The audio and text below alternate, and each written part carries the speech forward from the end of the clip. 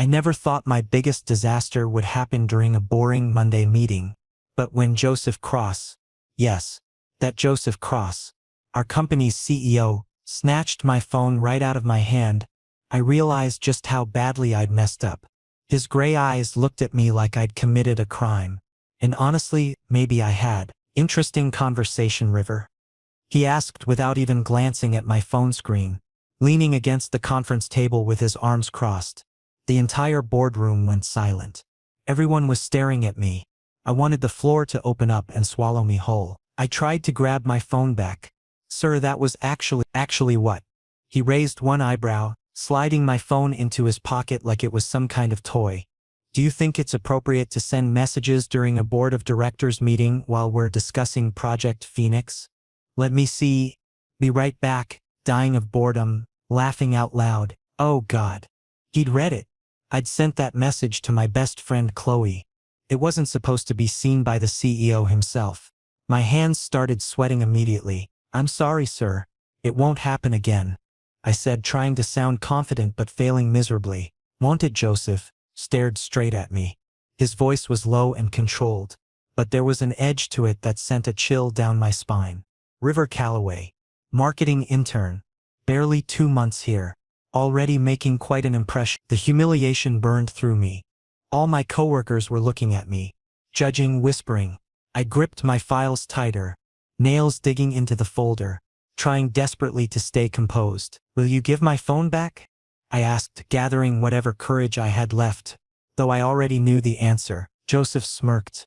Just slightly. Dangerous and totally unfair. No. What? I almost choked on the word. Until office hours are over, your phone stays with me. He checked his watch casually, as if this wasn't a big deal at all. Maybe you need to learn how to focus, River. Distractions can be costly. I wanted to argue that this was unfair, that he was overreacting, but his gaze stopped me. There was something else in his eyes, something behind the authority, something unsettling. Like he'd actually noticed me, really noticed me. The meeting ended painfully slowly. People filed out, whispering and giggling at my expense. I stood there frozen, my face red with embarrassment. River. Joseph called me again, his voice soft but firm. My office. 5 minutes. He said it and walked out of the conference room, leaving me standing there with my heart pounding in my chest. Some people gave me sympathetic looks. Others seemed to enjoy my humiliation. I just kept thinking, what happens now? Those 5 minutes felt like 5 seconds. Before I knew it, I was standing outside his office door, palms sweating, trying to prepare myself for whatever was coming next. I knocked twice on the heavy wooden door, each tap echoing in the quiet hallway. My stomach twisted into knots. Through the frosted glass, I could see Joseph's silhouette moving around inside. Come in, his voice called out, muffled but clear. I pushed the door open and stepped inside. The office was exactly what I'd expected. Massive floor-to-ceiling windows overlooking the city. Sleek black furniture that probably cost more than my yearly salary. And minimalist decor that screamed power and control. Everything was immaculate, organized, intentional. Joseph sat behind his desk, my phone placed prominently in front of him like evidence at a trial. He didn't look up immediately, instead finishing whatever he was writing on a document. The silence stretched uncomfortably, making me shift my weight from one foot to the other. Sit, he finally said, gesturing toward the chair across from him without meeting my eyes. I sat down carefully, hands clasped tightly in my lap. The leather chair was surprisingly comfortable, but I couldn't relax. Every muscle in my body was tense, waiting for whatever judgment was about to come. Joseph set down his pen and leaned back, studying me with an intensity that made me want to look away, but I forced myself to maintain eye contact. Showing weakness now would only make things worse. Do you know why I called you here? He asked, his fingers forming a steeple under his chin. To return my phone? I offered hopefully, knowing it was a long shot. He shook his head slowly. No. To ask you whether you take this job seriously or not. My breath caught in my throat. Of course I do. Then why the carelessness? He interrupted, leaning forward now, elbows on the desk. His gaze was intense, piercing through whatever defenses I'd tried to build. You're talented, River. Your presentation last week was genuinely impressive. Fresh perspective, creative execution. But this attitude, these distractions, they'll destroy you here. Something tightened in my chest. Hearing a compliment and criticism in the same breath was disorienting. I'm sorry, sir. That was a mistake. I got complacent. A mistake? Joseph repeated, sounding almost amused. Or were you bored? Uninspired? Do you think our meetings are beneath you? I stayed quiet. Honestly, he was partially right. The meetings were dull. Every day it was the same PowerPoint slides, the same corporate jargon, the same faces nodding along meaninglessly. I wanted something more, something challenging, something that actually made me excited to wake up in the morning. Joseph seemed to read my silence as confirmation. He gave a slight smirk, but this time it was softer, almost understanding. I thought so. He opened his desk drawer and pulled out a sleek black folder, sliding it across the glass surface toward me. River, I want to give you an opportunity. A special project. You'd report directly to me. My heart literally skipped a beat. What? You want a challenge? Here it is. He tapped the folder with one finger. Project Midnight. High-stakes campaign. We need fresh ideas. Risky ideas. Unconventional thinking. Your job would be developing concepts, building strategy, overseeing execution. Are you interested? I was genuinely stunned. All of this, after the phone incident. Why would he trust me with something important? Why me? I asked, suspicious and confused at the same time. Joseph looked at me, something unreadable flickering in his eyes. For just a moment the CEO mask slipped, and I saw something else. Something almost vulnerable. Because I recognize talent, River. And you have it. Even with the distractions. Maybe because of them. I didn't know how to react. The opportunity was golden, potentially career-defining. But Joseph, his sudden closeness, his unexpected attention, all of this, it was unnerving. If I say yes, I asked carefully, then starting tomorrow morning your office will be next to mine. Direct access. Daily briefings. Close collaboration. He paused. Eyes locked on mine. And distractions won't be allowed. I need complete focus. He glanced briefly at my phone. The message was crystal clear. I'll do my best, I said slowly, still processing everything. Joseph stood up and walked around the desk with measured, deliberate steps. He came close, too close. So close I could smell his cologne, cedar mixed with something darker and more expensive. Not your best, River, he said softly, his voice dropping to almost a whisper. Commit to it, fully. This project won't work with half-hearted effort. He picked up my phone and placed it in my hand.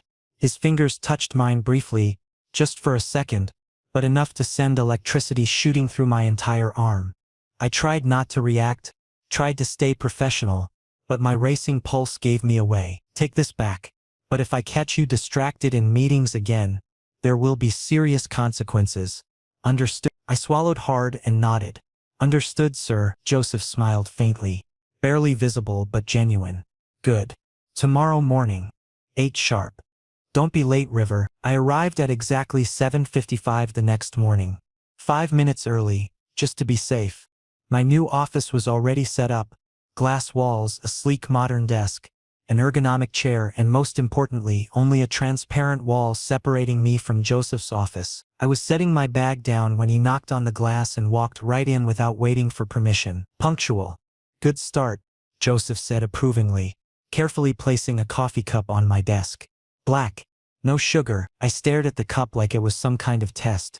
How did you know? I observe, River, he said casually, adjusting his perfectly tailored blazer. Your habits, preferences, working style. If you're going to work on my team, work directly with me. I need to understand you properly. I couldn't decide if this was normal boss behavior or slightly creepy. But the coffee was warm, the perfect temperature, and I desperately needed the caffeine. Here are the Project Midnight files, Joseph said, pushing a sleek tablet toward me. Read everything thoroughly. Timeline, budget constraints, target demographics, competitor analysis, all of it. Briefing in 2 hours. If you have questions, you'll be directly available? I interrupted before I could stop myself. He looked at me with slight amusement flickering in his eyes. Yes. Directly. Anytime. Just knock. The next 2 hours I immersed myself completely in the files.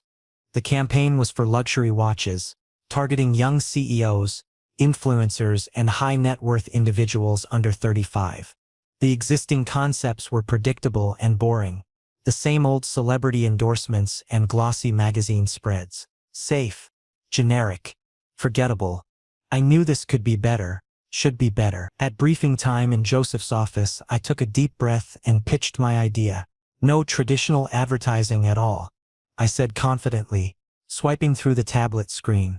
Guerrilla marketing. Unexpected pop-up experiences in unusual locations. Limited drops with cryptic social media campaigns. No faces, no explanations, just mystery.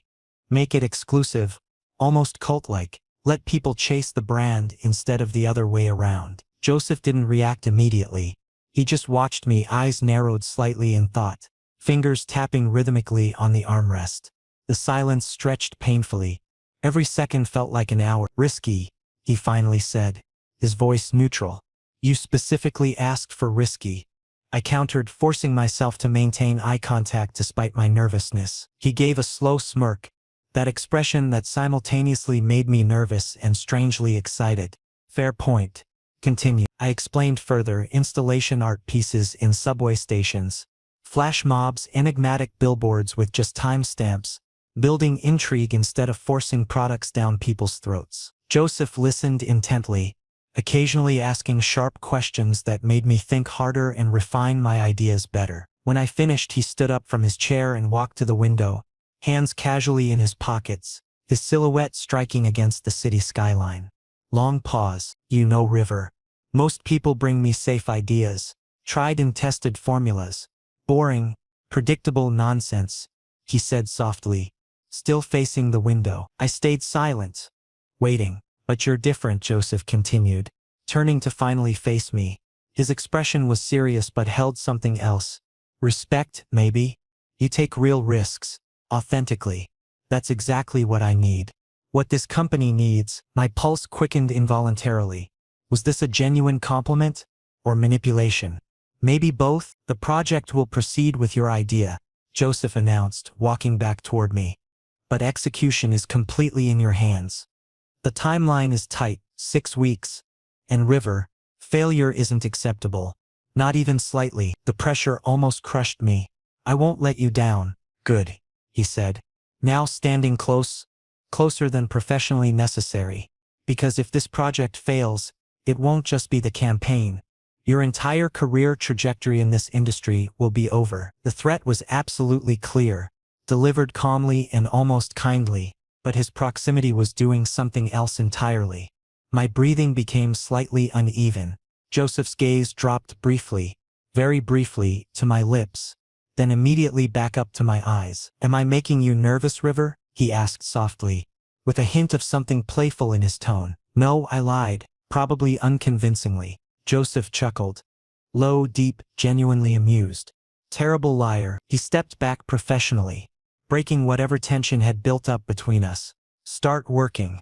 I need daily updates. End of day, brief summary. And River. Yes, sir? Learn to maintain personal boundaries. This is a workplace. We need to stay professional.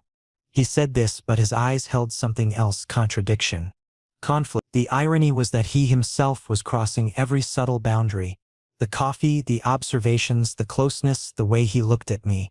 But I didn't say anything. I just nodded and left his office, my heart pounding unnaturally fast, my mind racing with thoughts I definitely shouldn't be having about my boss. Back in my own office, I collapsed into my chair. What was happening? And why did I feel like Joseph Cross wasn't going to remain just my boss, but something far more complicated? My phone buzzed. Chloe's message. Coffee later? You've been missing in action, I replied, swamped with new project. Rain check? But the truth was, I couldn't explain to anyone what I didn't understand myself. The rest of the day blurred into research and planning. I sketched concepts, made lists, contacted potential vendors. Every time I looked up, I could see Joseph through the glass wall, working at his own desk. Sometimes he'd glance over and catch me looking. Instead of looking away embarrassed, I'd hold his gaze for a moment before returning to my work. Around 6 in the evening, he knocked on my glass wall again. Making progress? He asked, stepping inside. Yeah, actually. I've outlined the first phase, show me tomorrow morning. Go home, River. Get some rest. I blinked in surprise. It's only 6. I know what time it is. You'll need your energy for what's coming. Trust me. There was something in his voice, concern maybe, that caught me off guard. Okay. Thank you. As I packed up my things, Joseph lingered by the door. River, yes, I meant what I said earlier. You're talented. Don't doubt that. Before I could respond, he was gone, leaving me standing there with my heart doing strange things in my chest. I gathered my belongings slowly, thinking about his words, his tone, the way he looked at me. Walking to my car in the parking garage, I realized something terrifying and exhilarating at the same time. I was already in too deep and we'd barely begun. The next morning started differently. I arrived at 7:45, even earlier than yesterday, determined to prove myself, but Joseph was already in his office, and the moment I sat down, my phone buzzed with a message from him. Conference room B. Now, bring your concepts. My stomach dropped. This wasn't the plan. We were supposed to meet in his office later. Why the sudden change? I grabbed my tablet and rushed to conference room B. When I walked in, Joseph was standing by the window, phone pressed to his ear, speaking in rapid, tense sentences. He gestured for me to sit without breaking his conversation. I don't care what the numbers say, Marcus. We're not compromising on quality. Yes, I understand the margins. Fine. We'll discuss this later. He hung up and turned to me, frustration briefly flashing across his face before he composed himself. Sorry about that. Supplier issues, he said, sitting across from me. Show me what you have.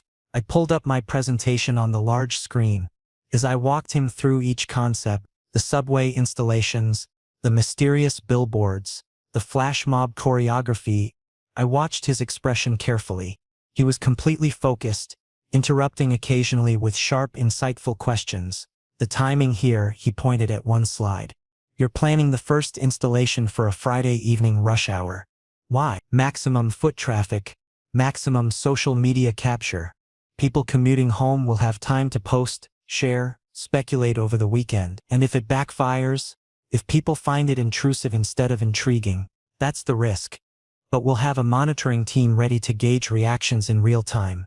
If sentiment goes negative, we pivot immediately. Joseph leaned back, studying me. You've thought this through. I had to. You said failure wasn't an option. Something shifted in his expression. Approval mixed with something I couldn't quite identify. When's the earliest we can launch the first phase? 3 weeks if everything aligns perfectly. Make it 2. My eyes widened. Joseph? That's aggressive. I know, but we have a competitor launching something similar in 4 weeks. I just found out this morning. We need to beat them to market. The pressure multiplied instantly. I'll need additional resources. More people. You'll have whatever you need. I'm assigning Melissa from design and Tom from digital marketing to your team. They'll report to you on this project. They're both senior to me, and they'll follow your lead because this is your vision. Can you handle that? I swallowed hard. Yes. Then we're done here. Get started. He stood up, but I remained seated. Joseph, can I ask you something? He paused. Go ahead. Why are you pushing this so hard? It's just one campaign. He was quiet for a moment, then walked back to the table, leaning on it with both hands. It's not just one campaign, River. This industry, this company, we've been playing it safe for too long. We're becoming irrelevant to the demographic that matters most. If we don't take risks now, we'll be obsolete in 5 years. And I'm not going to let that happen. The passion in his voice was unexpected, raw. This wasn't just about business metrics for him. This was personal. I understand, I said quietly. Do you? He looked at me intensely. 'Cause I'm betting a lot on you, River, on your vision. If this works, it changes everything. If it does, it will work. I'll make sure of it. Joseph's expression softened slightly. I believe you. The rest of the week was chaos. Melissa and Tom joined my team, and while they were professional, I could sense their skepticism. I was the new intern with the crazy ideas, and they were seasoned professionals being asked to take orders from me. Our first real conflict came on Thursday during a planning session. These installations are too expensive, Tom said bluntly, pointing at my budget breakdown. You're allocating 40% of the entire campaign budget to 3 temporary art pieces. That's insane. They're not just art pieces. They're experiential moments that will generate organic media coverage worth 10 times what we're spending. That's speculation, not strategy. All innovation is speculation until it works. I countered. Melissa intervened. Tom has a point about the risk, River. Maybe we could scale back. No. We either commit fully or we don't do it at all. Half measures will make this forgettable. The room went quiet. I could feel them exchanging glances, probably questioning Joseph's judgment in putting me in charge. Look, I said, softening my tone. I know this seems reckless, but I've run the numbers, studied the demographics, analyzed competitor campaigns. This will work, but only if we're bold enough to actually do it right. Tom sighed. Fine. But if this crashes, it's on you. I know, and I'm okay with that. Later that evening, after everyone had left, I was still in my office reviewing vendor contracts when Joseph appeared at my door. Still here? He asked. Just finishing up. He walked in, closed the door behind him, something he'd never done before, and sat in the chair across from my desk. I heard about your meeting with Tom and Melissa. My heart sank. Did they complain? No. Actually, Tom said you handled the pushback well. Said you were tougher than you looked. I couldn't tell if that was a compliment or not. But River, you need to be careful. Confidence is essential, but alienating your team isn't. I wasn't trying to alienate anyone. I was just defending the concept. I know, and you were right to. But remember, you're not just managing a project. You're managing people. Their concerns are valid even when you disagree. I nodded slowly. You're right. I'll do better. Joseph stood up to leave, then hesitated. You remind me of myself at your age. Is that good or bad? Both. He smiled slightly. I was brilliant and insufferable in equal measure. Made a lot of enemies. Some I still have. Don't repeat my mistakes. What changed? I learned that vision without collaboration is just ego. And ego might build something, but it can't sustain it. He left after that, and I sat there processing his words. It was the most personal thing he'd ever shared with me, and I wasn't sure what to do with it. That night, lying in bed, I replayed the entire week in my mind. The intensity, the pressure, the strange dynamic developing between Joseph and me. We weren't just boss and employee anymore. We were becoming something else. Collaborators. Maybe. Or something more complicated that I wasn't ready to name. My phone buzzed. A message from Joseph. Don't work too late tomorrow. You need rest before the weekend. I stared at the message for a long time before responding. You should take your own advice. 3 dots appeared, then disappeared, then appeared again. Finally noted. Good night, River. I fell asleep with my phone still in my hand, wondering where this was all heading and whether I was ready for wherever it led. The following week became a complete blur. Late nights stretching into early mornings, endless revisions and iterations, coffee cups piling up on my desk, and Joseph's almost constant presence hovering over everything I did.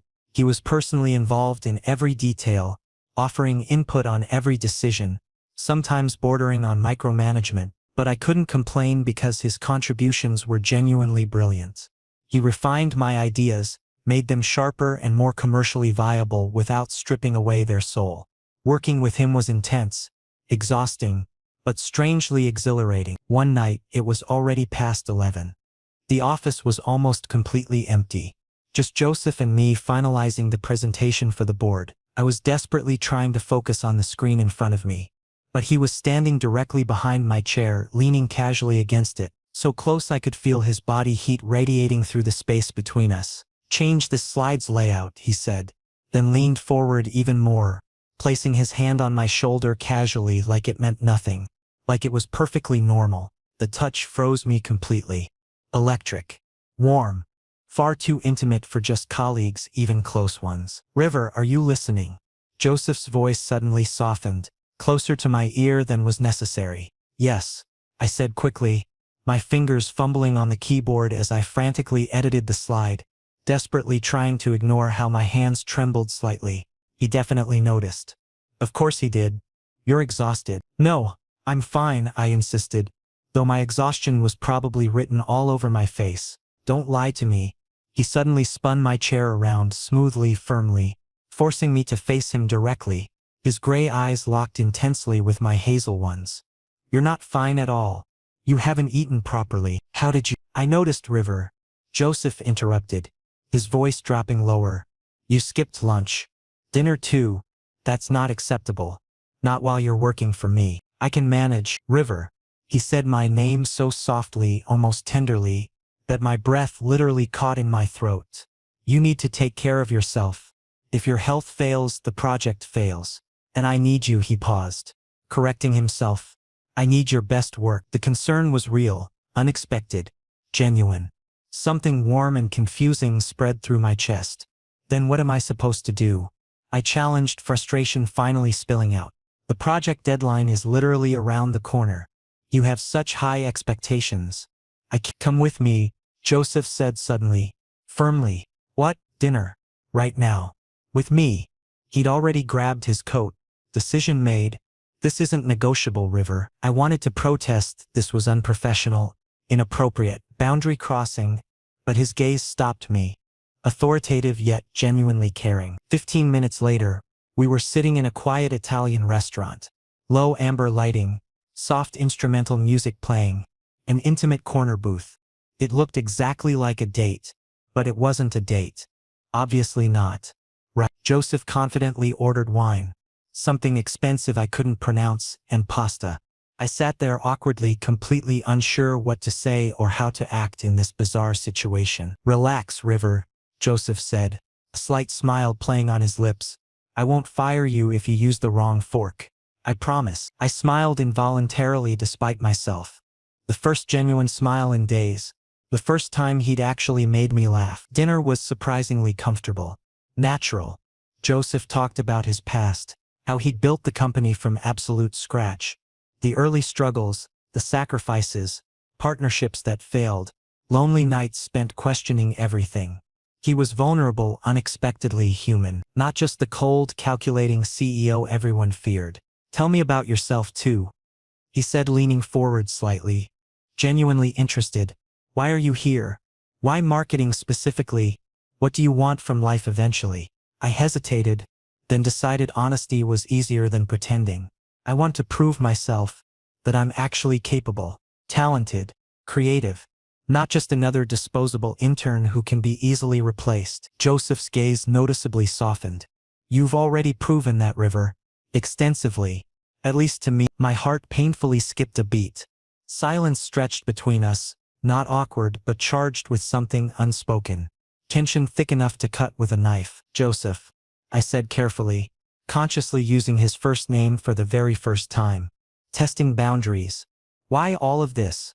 The project. The personal attention, these dinners. Why me specifically? He slowly set down his wine glass, eyes never leaving mine. Long pause. Then quietly, because River, you're the first person in years who's made me genuinely feel something, alive, challenged, actually interested in waking up and coming to the office. Oh God. Oh no. I don't understand. You understand perfectly, Joseph interrupted softly, leaning forward. Exactly what I mean. He placed his hand on the table, fingers deliberately near mine. An invitation. A choice. Permission. I moved my hand slightly. Slowly, hesitantly. Our fingertips touched barely. Just grazing. An electric current shot through me. Joseph, this is wrong, I whispered. Voice barely audible. You're my boss.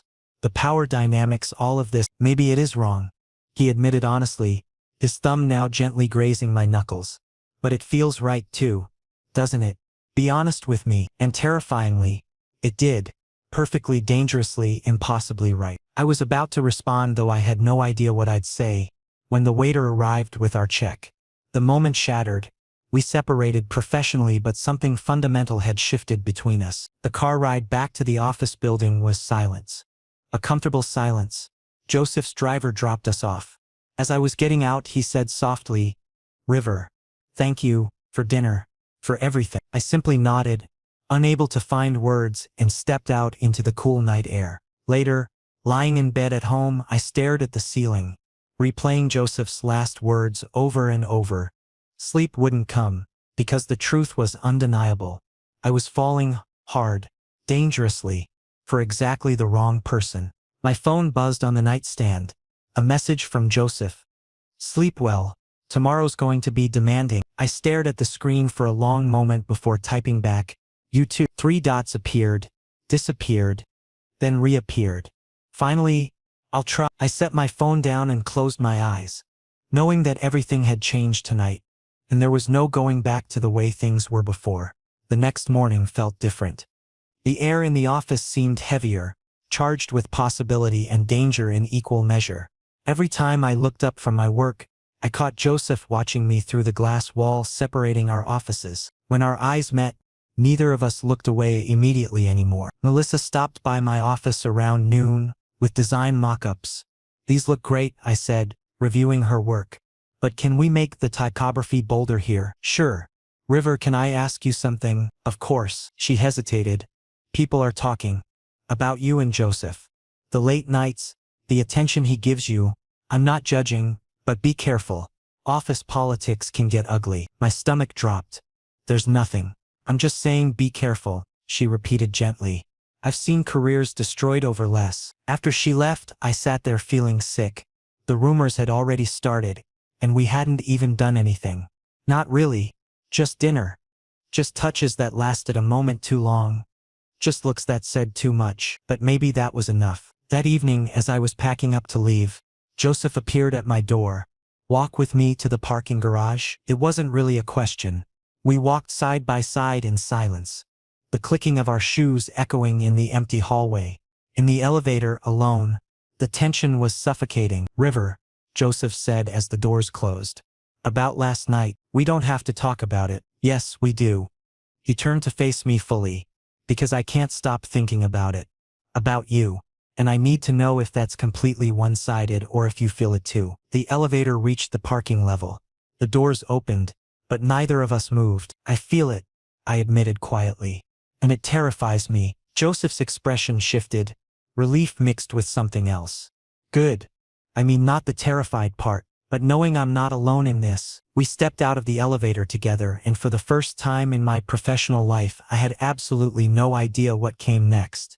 After that night, everything changed in subtle but definite ways.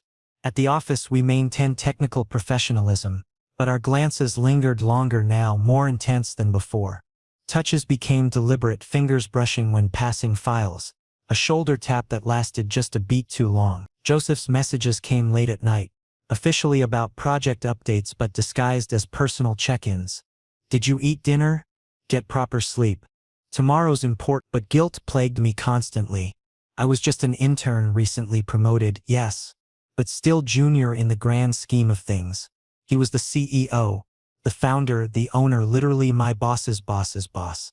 The power dynamic was completely messed up, and were we really doing something, or was I imagining all of this in my desperately lonely head? One afternoon, Chloe finally confronted me in the cafeteria when I rushed in to grab coffee between meetings. River, what the hell is happening with you and Joseph Cross? She asked directly. No build-up. My coffee nearly slipped from my hands. Nothing, please. Don't lie to me, Chloe interrupted, her voice low but firm. The entire office is gossiping about you two. The late nights, those dinner meetings, the obvious special treatment. River, seriously? She looked at me with genuine concern, not judgment. River, this is dangerous territory. Professionally and personally, I know. I admitted quietly, suddenly exhausted. Chloe, I honestly don't know what I'm doing anymore. Do you have feelings for him? She asked bluntly. Be honest. Long, painful silence. The answer was obvious, but admitting it out loud felt terrifying. River, he's your boss. Power dynamics aside, this could be career suicide. Think this through carefully. Please. Her warning was absolutely valid and logical. But how do you make your heart listen to logic? The next real confrontation happened with Joseph himself. The presentation was completely finalized, polished, ready. The board meeting was scheduled for the next morning, a career-defining moment. I was genuinely nervous, almost nauseous, pacing endlessly in his office. You'll be fine, Joseph reassured me, placing a firm hand on my shoulder to ground me. What if I'm not? What if the board completely rejects it? What if they won't? He gently turned me around, both hands on my shoulders now, forcing me to look directly at him. River, you've done genuinely brilliant work. Outstanding. Trust yourself for once. His unwavering confidence calmed me slightly. But his proximity did something else entirely. My heart raced uncontrollably. My breathing became noticeably uneven. My skin hypersensitive wherever he touched. Joseph, I whispered, my voice cracking slightly. We can't do this. Do what? He asked softly, though he knew exactly what I meant. This. Us. Whatever this is becoming. My voice trembled embarrassingly. It's wrong on every level. You're my boss. I'm nobody. All of this, I'm not forcing you into anything, River. Joseph interrupted, his voice dropping to almost a whisper. Incredibly gentle. If you genuinely don't want this, tell me clearly. Right now. I'll level back off. We'll adjust professionally. No hard feelings. My lips parted. Did I really want this? Deep down, the honest truth? Yes. Desperately, terrifyingly. But the fear was overwhelming. I'm scared. I finally admitted, voice barely above a whisper. Actually terrified. Joseph's entire expression softened completely. The CEO mask entirely gone.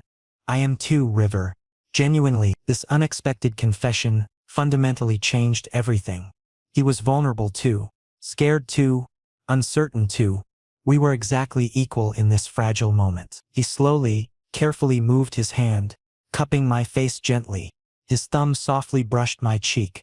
The touch feather-light. Tell me, River. Honestly. What do you want? I closed my eyes, leaning involuntarily into his touch. You, I whispered, barely audible. I want you. Joseph kissed me. Soft initially. Tentative. Testing. Then gradually deeper, more certain. Years of suppressed tension suddenly released. My hand automatically went to his chest, feeling his heartbeat racing wildly, exactly like mine. When we finally pulled apart, we were both completely breathless. This is still wrong, I said again. But there was absolutely no conviction in my words now. Then wrong it is, Joseph whispered against my lips, his forehead touching mine. Because River, I can't let you go now. Not anymore. And in that single moment, consequences be completely damned and future uncertainty aside, I made my decision. We both did. Together. The board meeting the next morning went absolutely flawlessly. We received a standing ovation. The project was unanimously approved.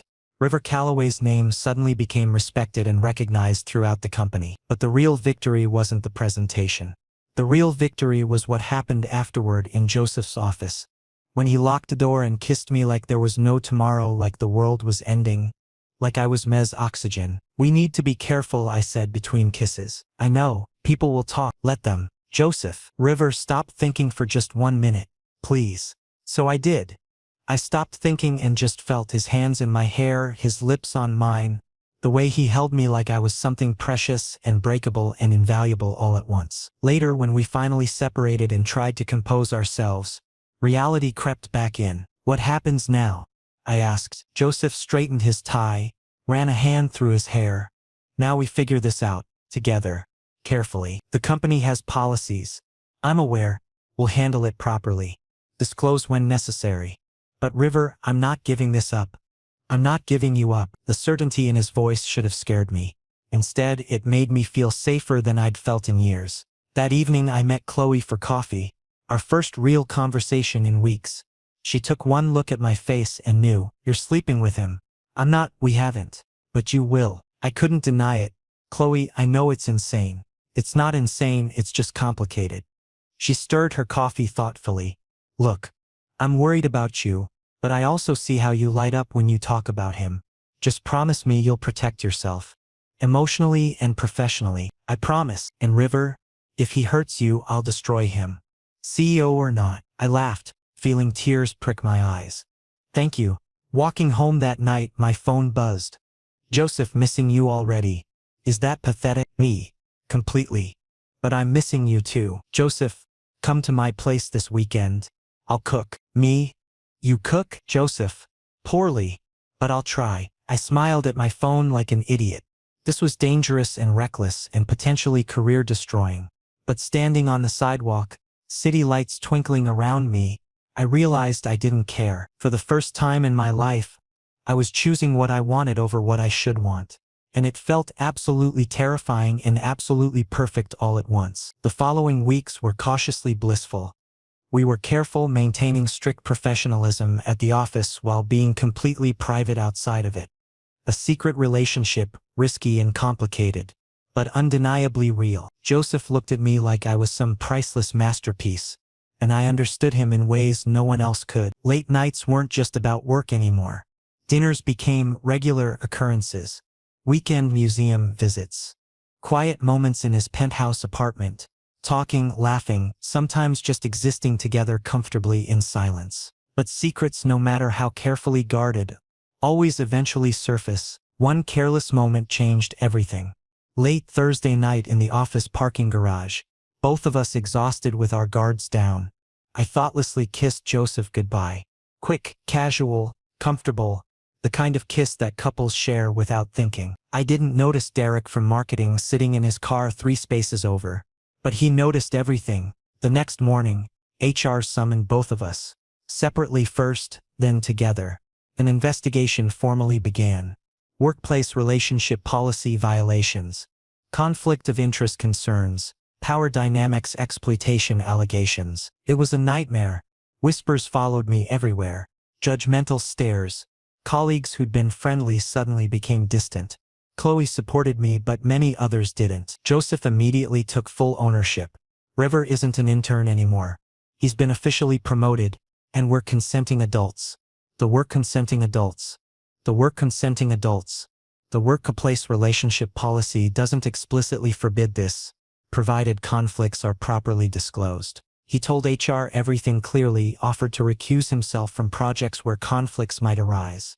Professional, transparent, dignified, but the damage was already done. Trust had been broken.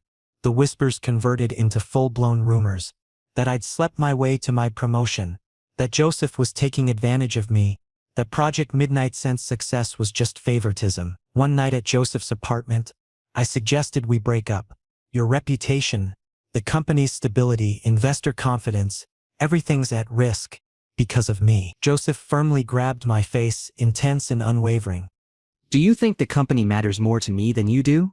River, I've literally spent my entire life building this business, but you made me feel alive again. Actually living, not just existing. If success means being without you, then it's hollow.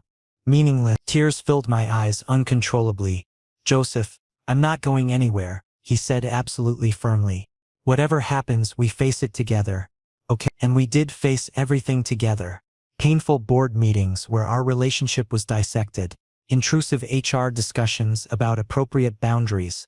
Uncomfortable public scrutiny. When the media briefly got involved. It was awkward, sometimes humiliating, but we remained consistent, honest, transparent, unapologetic about what we meant to each other. Joseph eventually stepped down from the CEO position to completely avoid any conflict of interest and protect the company he'd built. But he took a new strategic role, Chief Creative Director, and he officially made me his partner professionally, as Associate Creative Director and personally as well his partner in every sense. The transition wasn't easy. Some board members were furious. Some employees felt betrayed, but others understood. Melissa told me privately, "Love is rare, River. Real love even rarer. Don't let fear destroy what you found." Months later, our joint campaign, the evolved Project Midnight, won an international advertising award. Industry recognition at the highest level. Standing on stage under bright spotlights with cameras flashing everywhere, Joseph publicly took my hand. Deliberately, proudly.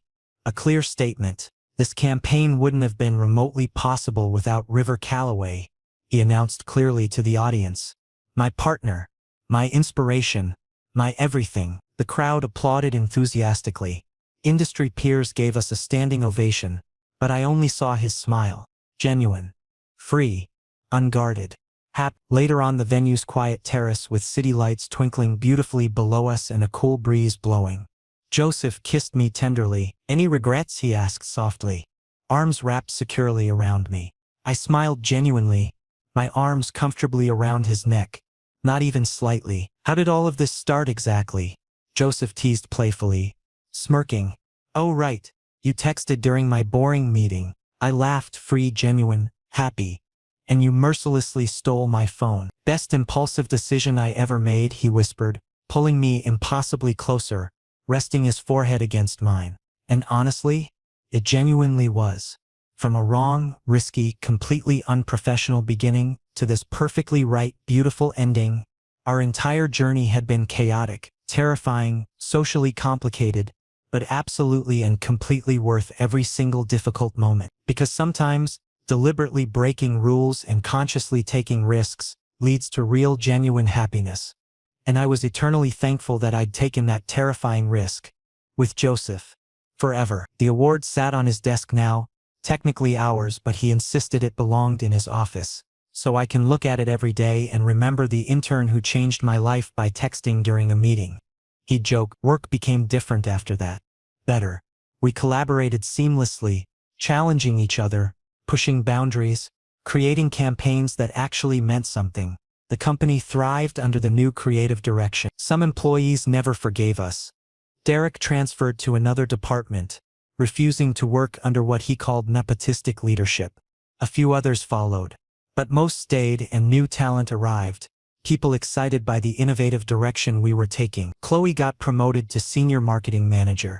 At her celebration dinner, she pulled me aside. You know what? I was wrong, she admitted. About what? When I warned you about Joseph. I thought it would destroy you. But instead, you both became better. Stronger. The company's better too. We got lucky. No. You were brave.